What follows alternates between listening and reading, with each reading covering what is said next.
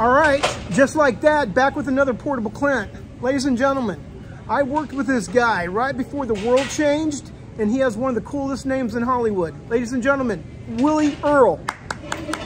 There he is. Look at him. What's happening? Look How at y'all him, doing? dude. How y'all doing? Look Good to at see Willie, you. Good to see man. you. Good to see you. Willie, what's up, brother? What's up, man? How Good to are see you? I'm good, man. I'm good. Okay, Willie, cheers to this. Cheers. It's been a while since I've done this, but I wanted to get back, and I wanted you to be my first guy back, Right on. man. I appreciate you, man. You know, because, Willie, I will never forget.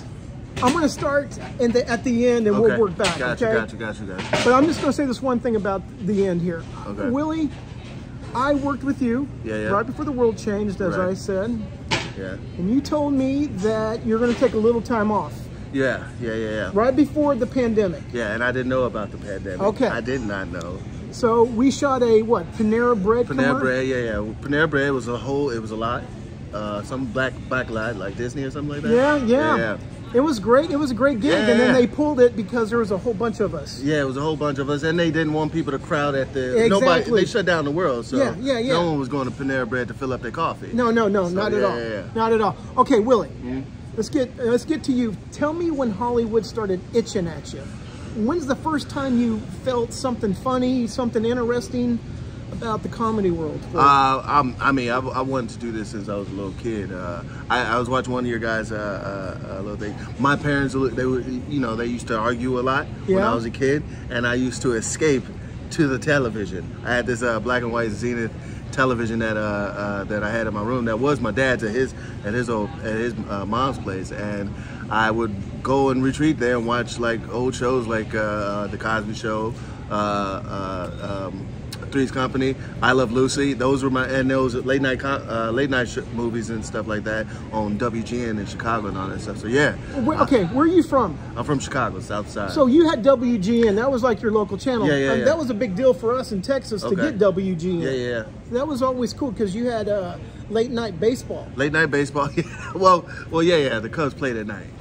They just played at night. Right. I forget. Well, it was late to me. It was late to y'all. Yeah. Okay, Willie. So you say as a kid you escaped from inside the TV. And I knew I wanted to do that. I knew. Why? Why did you know? I knew. I've always made people laugh. I've always was turned into characters and all that good stuff for my parents, my brothers, my cousins, and all that good stuff. And I knew there was a thing. There was something out there that I can make people laugh. And sure enough, at first I wanted to be a magician. Okay. But then I started realizing that's not a career that I was going to excel in 3rd grade. So I moved on from that. But somewhere in there, third grade, you moved on. 3rd grade, I moved on. I did somewhere in the 3rd grade, I did a play. It was the Three Little Pigs. Okay. I played the wolf. The big bad wolf. The big bad wolf, but I wasn't so bad because one of the pigs played me, the 3rd pig in the brick house. He played me. He untied my shoes while I was trying to blow his brick house down. And so I was laughed at. During the play, I remember that. But I think after that I knew I wanted to get him back, but at the same time I was like I wanted to still act because that was funny. He made everybody laugh in the place at me. And did you feel that thing inside you when you got people laughing? Oh, I did. I definitely did. I did a Martin Luther King speech later on in 4th grade in front of the whole school. And you did his speech. Did you do it verbatim? I did some of it, not all of it. They were in parts for different class members. Did the parts, and I did it. And I froze, but then it all came back to me, and then I was like, "All right, I'm in this. I love." But everybody was with me. That was what was amazing. They all had my back, even though I was messing up. And then I knew what I wanted to do. And I kept watching TV because I was like, yo, I feel like my family's not this, but I know somebody's family's out there like this. Yeah. And I wanted to I knew that's how I was going to bring change to my family just by getting out there, being an actor, and hopefully be paid well and be able to do things for my family, so to bring them up. Right. So. Willie, I'm only asking you this question just to figure out what you were watching. How old are you? Just because I'm 54 44, so I'm just trying. I'm 44. So you're 44. So yeah, you had I had quite a bit. I mean, yeah, you know, I couldn't tell what was old and what was not because I was watching the black and white TV. So I watched everything. You know what I'm saying? I didn't care what it was, and it was beautiful, man. I have so many comedians to pull from that I pull from coming up and all that good stuff. Favorite comedian, just right off the bat, just me asking you that question right there. Richard Pryor. Okay, awesome. Me too. Will be my favorite. That Live on Sunset Strip. Yeah, you know, and he comes from that. You know, he's from Illinois.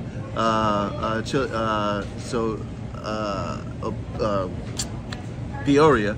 Okay. Me being from Chicago, like, oh yeah, Illinois boy. All right. So yeah, it was always good. Okay. And Eddie Murphy. Yeah, right. Okay. So when do you make your first move towards doing something in the business? My mother, when I was 16, my grandmother passed away. I was a junior. It was December. Sorry to hear about that. Thanks. And it was all of a sudden, and it messed me up. And I'm the oldest of all her grandchildren. And my mother I started doing crazy stuff. So I got my first Saturday detention. I started getting detention. Oh, so you were acting out. Okay. I started acting out. My mother was like, okay, you okay? Okay, we can't have this. You going to college. Like, she's making me graduate early from high school. Loving mom right there. And she's like, you about to be an actor. And so she pushed me to go to school at Columbia. I went to Columbia College. You wanted to do Oh, everybody knew what I wanted to do. Right. I was talking about it. Yeah. Same here, man. And so she made me, she was like, okay, you need to do this because I'm not going to lose you up in this, you know. Yeah. And so I started Columbia College in Chicago, private art school for theater when I was 16, going on 17 that November. So yeah, I was 16 in college. And I was a theater major, and that's young to be in college. Yes, 16. Yeah, you don't want to go to college at 16. I won't give you any of that. That was craziness. But I had fun. I would never trade. I had a lot of experience, so that's what it was. I think I've collected so much experiences from the time I was 16 in college, in theater school.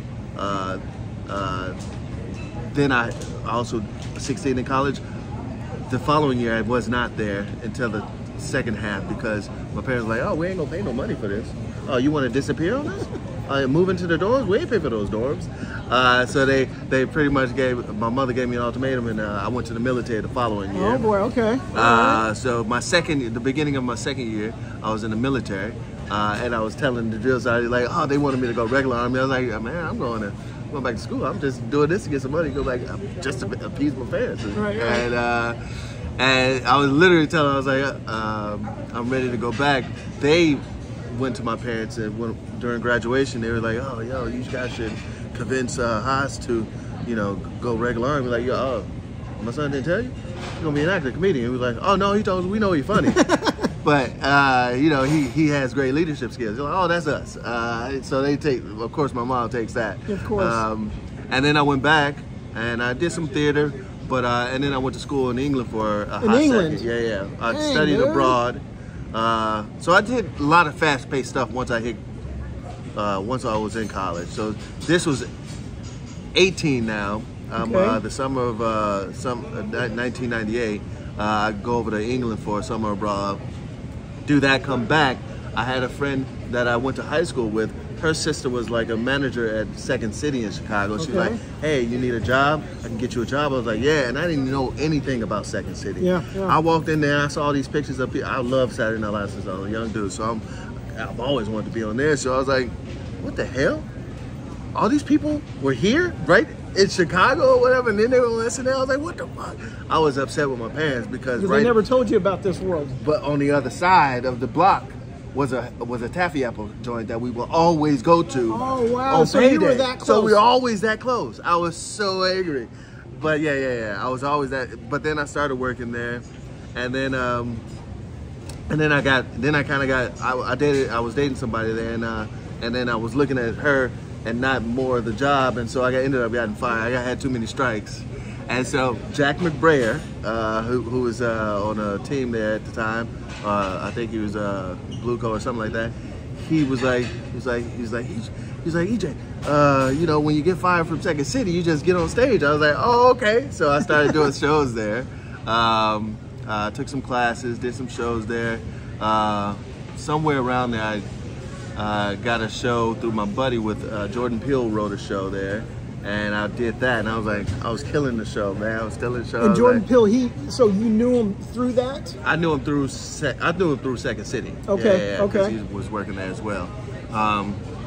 So he wrote a show that another buddy of ours, Jason Flowers, he directed and did that whole thing. And I was killing it. And I was also a camp counselor at this camp that I just got fired from because I was dating this girl there, and they were like, "Oh, you're doing too much." And so she was from Czech Republic, and so she was like, "I can't stay here without you." So she moved. She left camp with me, and then I had to call my uncle up like, "Hey, well, I'm coming through. I got this lady with me. I'm gonna help you out with the kids, okay? Cool. I'll be there soon."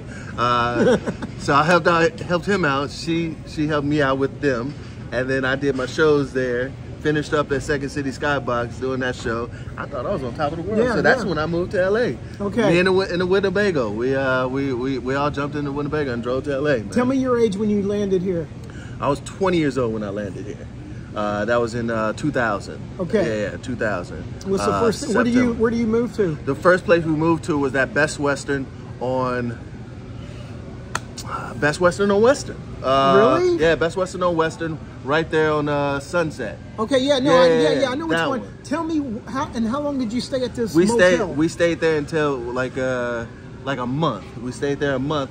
I got here like we came on my dime. Like the Winnebago that we were returning was for a family friend that was moving from Beverly Hills back to her horse farm in Michigan, and so they needed somebody to take the Winnebago back. So they were like, "You moving?" My uncle was like, "Yo, you need to take this back for us since you're moving to LA." It worked out perfect, man. It worked out perfectly. So she gave me a nice chunk of change, but all that was spent.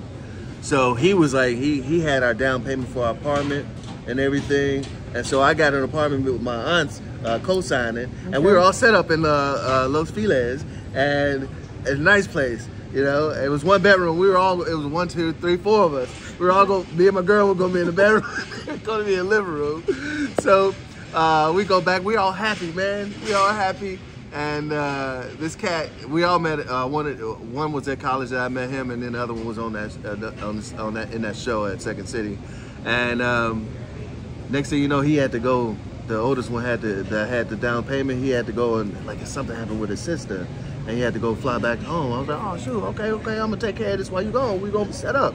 So we go to sign the lease, and the lady said, she was like, "Oh, did your friend not tell you? He took the down payment from." Oh no, dude. Just pulled the carpet right from under us. Like everything was like done. I was like, "What?" And so at that point, me and my girl, we were like contemplating like the beach, because that was the best, probably the most comfortable place to lie down, homeless. Yeah. And this other cat, he had a family friend that was lived in Glendale, and so he moved over there, and like somewhere in there, he got us over there. He was like, "Y'all don't need to go to the beach," you know what I'm saying? So we stayed there for a couple of. Fast forward to me, I have an aunt in Northern California, so we ended up there. She became an au pair. My aunt became a what? An au pair, living nanny. Okay. And my auntie found out that we got married in Vegas. Dude, you just been all over the place, she man. Found out we got married in Vegas. She was like, you married? Oh, well, you need to go be married to your wife. I was like, what? She kicked me out her house. My wife was fine, because she's like, okay, you can live in here. I was like, what? I'm living in these white people's house, sneaking in. I'm sneaking in out of these white people's house. Like, literally. Like, every night. We saw every movie. We ate a lot of Chili's, because we had to wait for the family to go to sleep so I could sneak. But I was up before everybody, because these were little kids, like the youngest was 5. Man, we ended up in, I had a lot of overtime, because I had to get up before the family. I was working at my aunt's uncle's place in this. And you're still in Northern California. I'm now in Northern California, because I had to figure out a way and make some money to get back down here. Right. And you were always coming back down. I was always coming back down here for sure. But I got a little. It was a year. It was a year of us. My bad. It was a year of us having fun. I tried to get on The Real World, and she got upset with that. How'd you try to get on The Real World? Did you do the audition on tape and everything? I did some kind of audition, and then they brought us in for a round table, and it was just I think me and my girl, we were both 20. I was 21 and she was still 20 at the time, and my wife at the time, and she was like, no. And I was like, what? This could be something. What?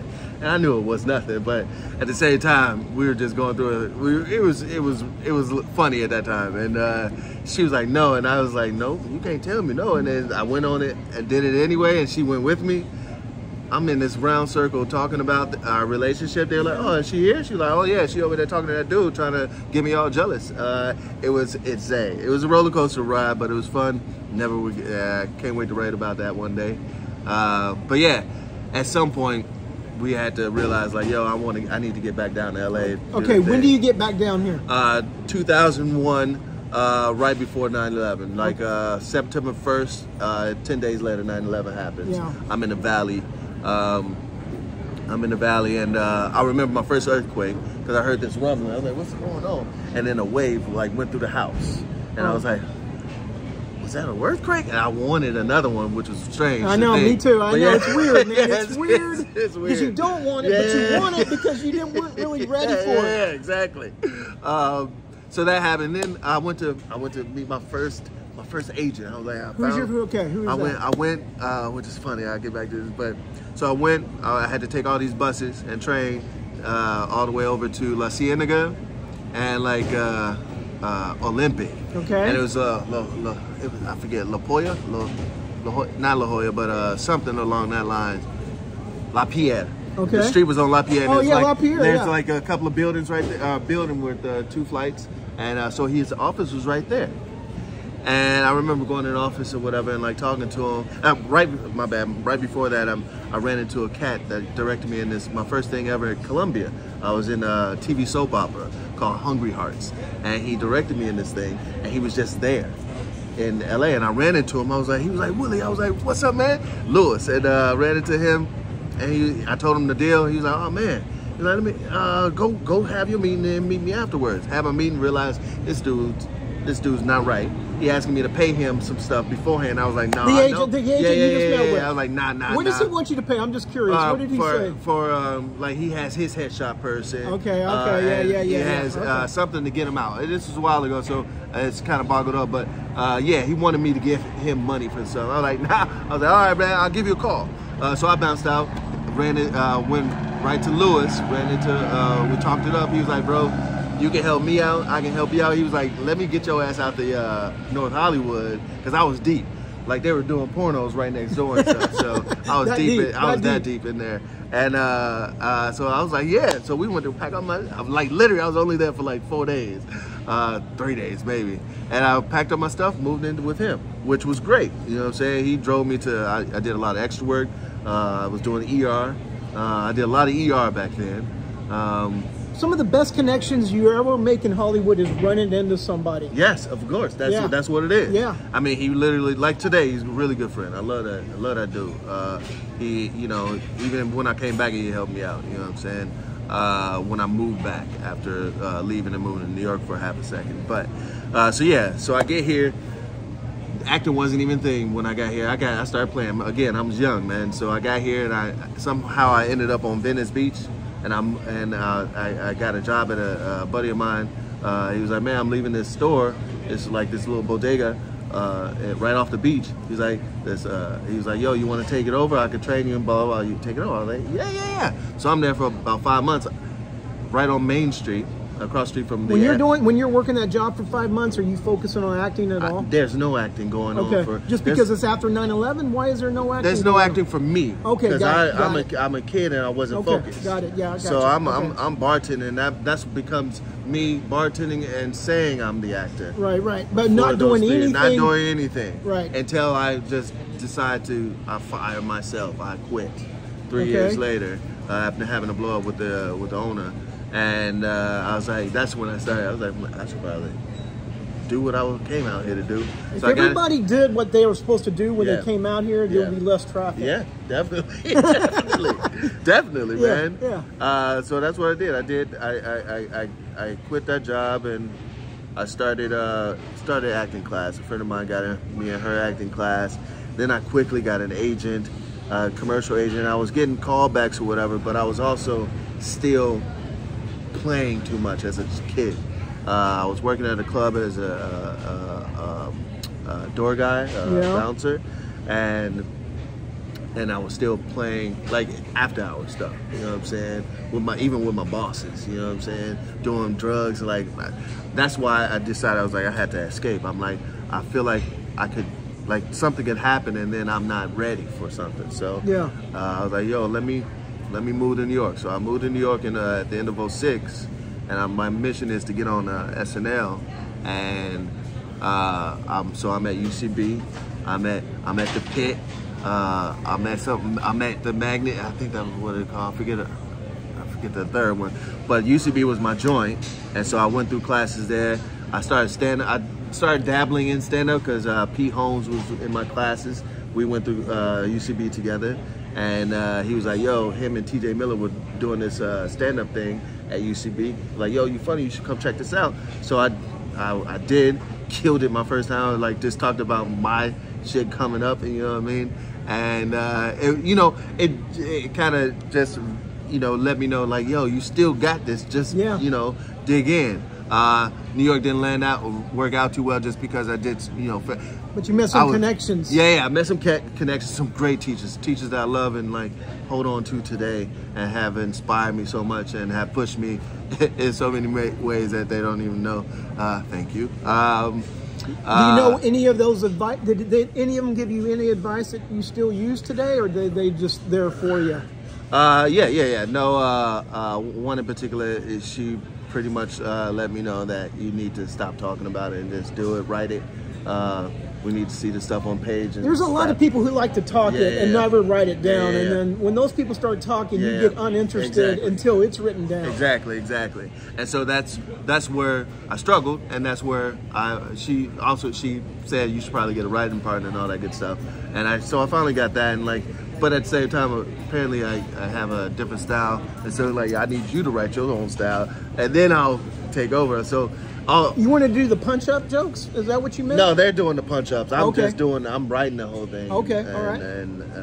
But yeah, so yeah, just a lot of stuff that really has helped me come to a point where it's like, I think it was me seeing that I was being that person where I wasn't accomplishing what I kept talking about. Was when I ran into you, met you. It was like, and then. Still talking about it.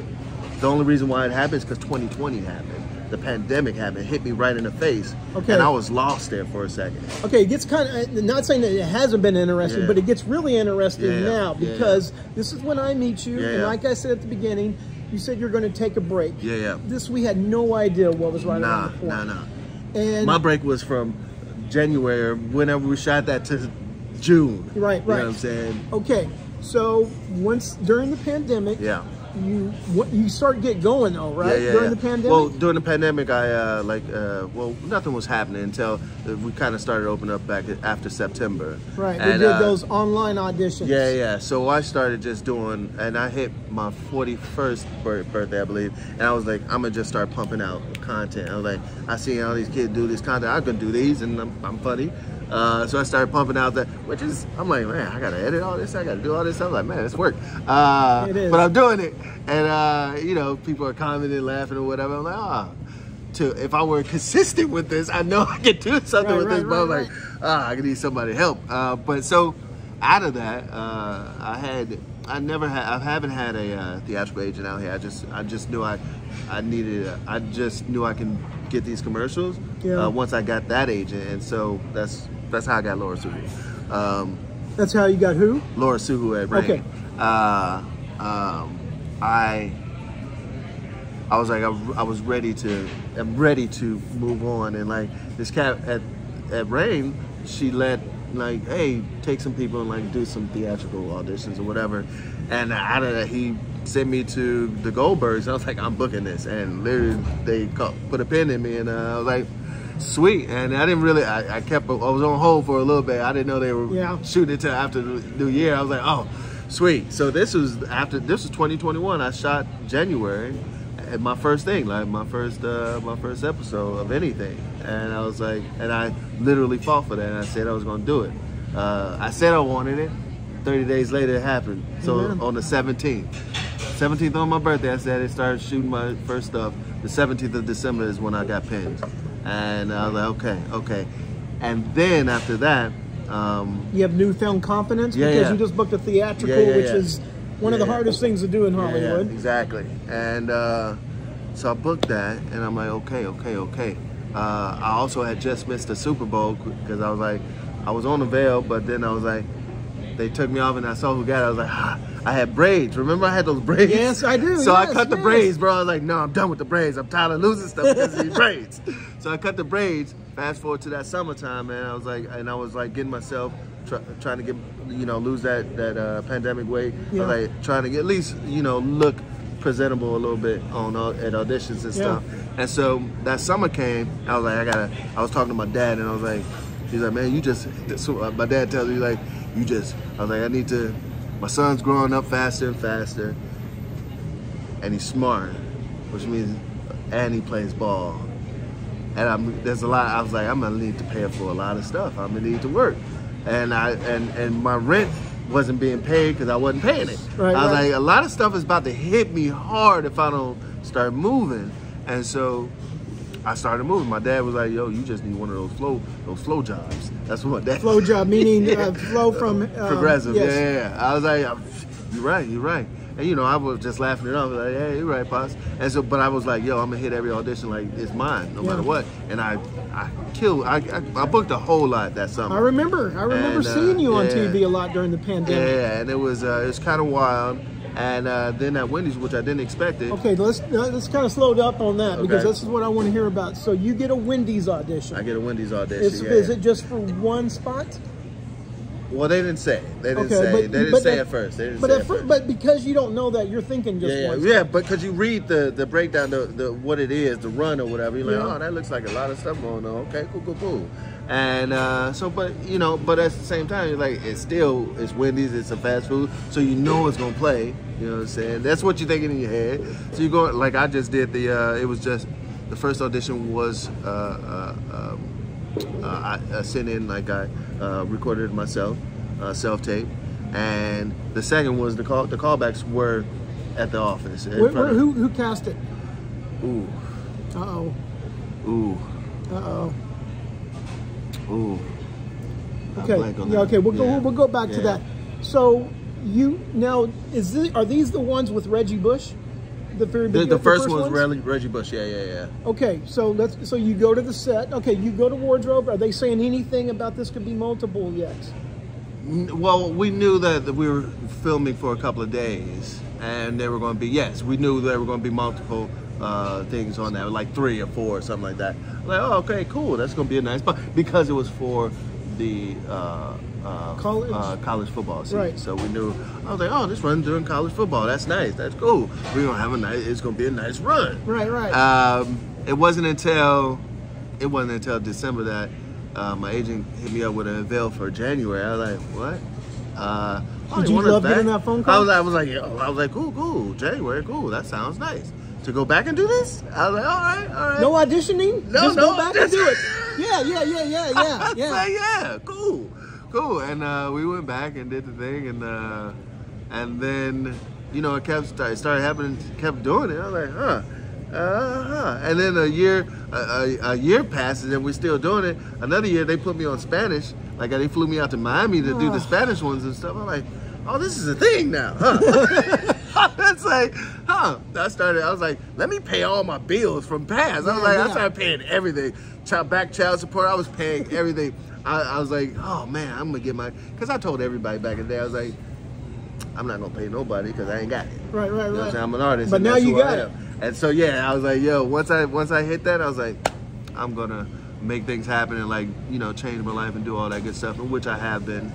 Things have been, once that hit, because what I said, when I say stuff, it does, to myself, it does I do make it happen. That's the power of it. That's what it is. Yeah. And I think that me, like my family, wanting to be a family man, pushed me a lot more than anything. Having my son and seeing him listen to me and like do the things that I expect him to do, and like even more above and beyond what I have asked, and to excel in his life and all that good stuff, and to see where he possibly could be going.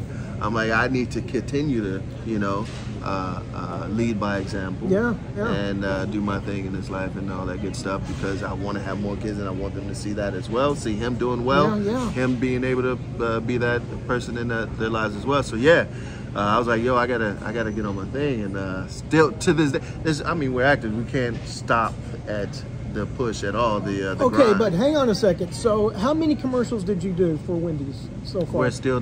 Oh, I couldn't tell you that. It's a lot, bro. That's that many? Yeah. Okay, now we just filmed last weekend, a couple of weeks before. Yeah. I've had 2 campaigns in the past. Okay, I'm not trying to brag them, but I've had 2 campaigns. Yeah. And I found myself after like the first year or so, I started getting comfortable. Yeah. Has that happened to you yet? That you're getting comfortable and you're not really pursuing your other part of your career because you got so much, you got cash coming in, so you're just not like, all right, what do I need to do? I did find myself for half a second, but at the same time, I think the whole time I've been here, it'll be 3 years this summer that we've been doing Wendy's, and I think me telling myself the whole time, this is a blessing, you know what I'm saying? This is your day job now, you know what I'm saying? Yeah. This gives you time to focus on what you want to do with the rest of your career, like further after all of this. Now, have you been taking advantage of this then? Of Wendy? Of taking, of pursuing your theatrical career. Yeah. Well, like last year, my goal was at least to get some representation. Okay. In theatrical. And so I do have a manager now. She found me, which nice. is what my commercial agent. She was like the people, Willie, the people that you want, they need to discover you. I was like, oh, I got to do that kind of stuff. Oh. So she found me. Like, she started following me on Instagram and whatever. I didn't say anything to her for months. It wasn't until like July I just hit her up because my son was getting to town. I was like, I'm gonna go start taking care of some things. Hit her up, and I was like, hey, I need representation, blah blah, this and the other. And like, she hit me up. She's like, yeah. Hey, I didn't want to say anything because I didn't want to step on anybody's toes. I was like, no worries. She knew what she was doing. Yeah.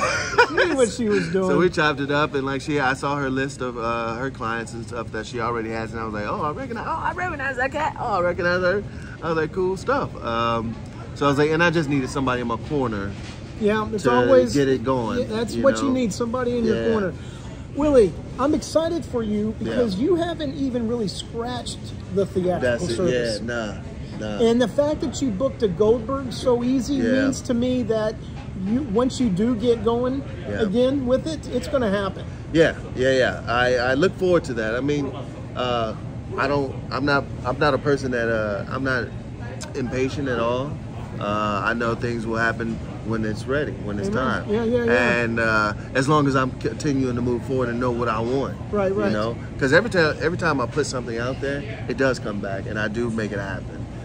So right now I am putting out that stuff where I'm like, I want to start getting on, episodes and like getting my name out there, so I can get writing my own stuff. So when that time does come, it's like I'm ready for them to see who I am and all that good stuff. All right, Willie, let me ask you one last question about the Wendy thing, because I had this question in mind from the get-go.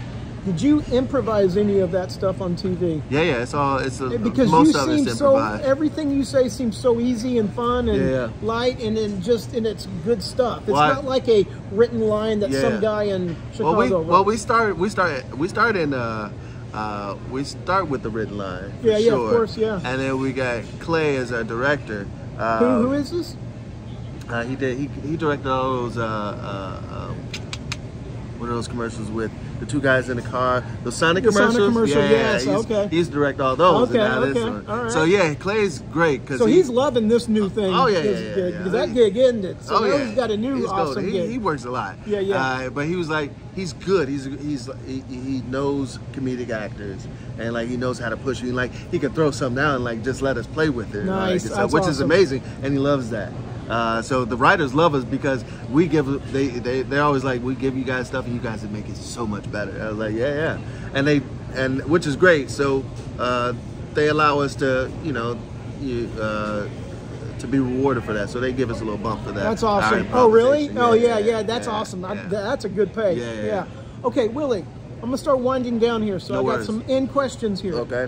What are you saying that you want for the future? What's your goal now? My goal now is to just let everybody know who Willie Earl Jr. is. That's me. Just tell my story and tell many stories that come from me and my family, my people. Just put that out there. Bring young minds up. You know what I'm saying? That's my goal. Yeah. You know what I'm saying? Bring young minds up and like help them, you know, find their way and all that good stuff. Well, Willie, you got it. I'm gonna tell you that you got it. Thank because you, the first time I met you, I knew that you know, there was something special about you, man. And I mean that too. I appreciate you, Clint, man. Any other piece of advice you got along the way that you need to tell us? Oh, I say, no matter what, I'm 44 years old, man. I'm still doing it. Yeah, sure. I believe a lot of us, there's some of us that it takes a while to get things going, but as long as you, you know, you stick to your guns and you're your best cheerleader, right? Yeah. No matter what, if you always, you know, stay focused on yourself and like, you know, treat your body and your soul clean. You know, you're going to move forward in this life and make things happen. And always, you know, if you need to, hold on to that family. You know what I'm saying? You can always, you know, reach out to anybody, for sure. My family's been always somebody I can always reach out. That's why I want to make mine bigger. Yes. I love my family too, dude. There's nothing better than a good family. Oh yeah, man. It's dope. Willie, thank you so much for doing this. For sure, Clint. Do me one last favor, say goodbye to everybody. Hey, peace out, y'all.